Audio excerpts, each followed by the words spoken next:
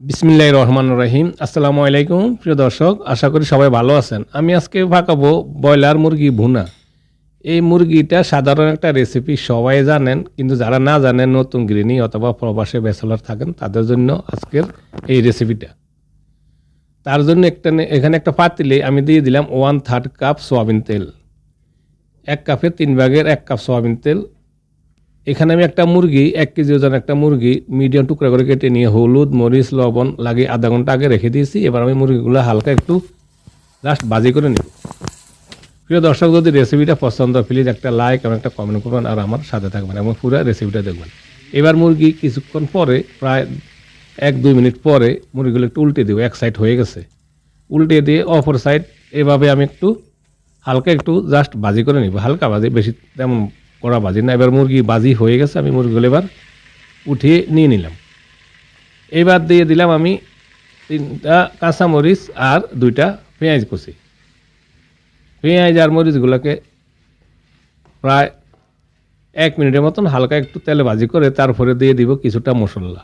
এখানে ছোটো 3টা তেজপাতা, 4-5টা এলাচ আর 2 টুকরো দারুচিনি আর 7-8টা দিয়ে দিলাম লং। মশলাগুলোকে আমি প্রায় 1 মিনিটের মতন একটু ভাজি করে নিব, যাতে মশলার গ্রানটা একটু কড়া হয়।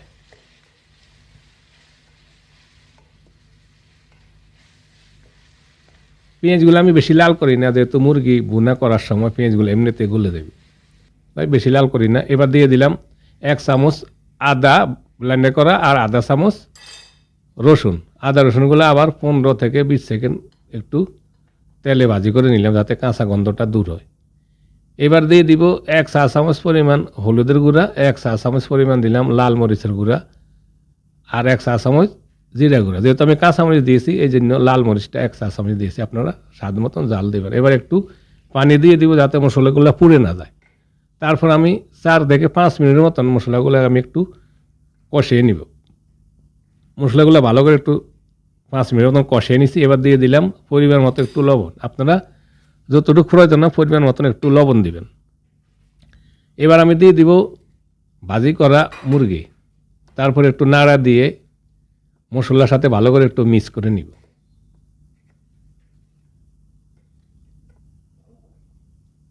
প্রিয় দর্শক, যদি রেসিপিটা পছন্দ হয় প্লিজ আমার চ্যানেলটি সাবস্ক্রাইব করে আমাকে সাপোর্ট করুন, আমার সাথে থাকুন। ধন্যবাদ। এবার আমি ঢাকনা দিয়ে 5 মিনিটের মতন মুরগিগুলো একটু কষিয়ে নিলাম মশলার সাথে।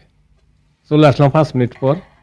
আমি একটু মাখা মাখা রেখে মশলার সাথে মুরগিগুলো একটু কষিয়ে নিলাম 5 মিনিট। এবার একটু নাড়া দিয়ে দিব নিচে থেকে, যাতে লেগে না যায়।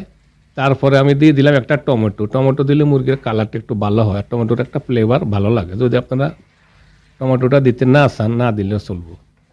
যাই হোক, আমি এবার টমেটো দিলে আবার একটু নাড়া দিয়ে দিব। তারপর আমি কিছুটা গরম পানি দিয়ে দেবো, বেশি না, আমি সামান্য একটু পানি দিলাম, যেহেতু আমি মাখা মাখা রাখবো মুরগিটা, বেশি ঝোল রাখবো না।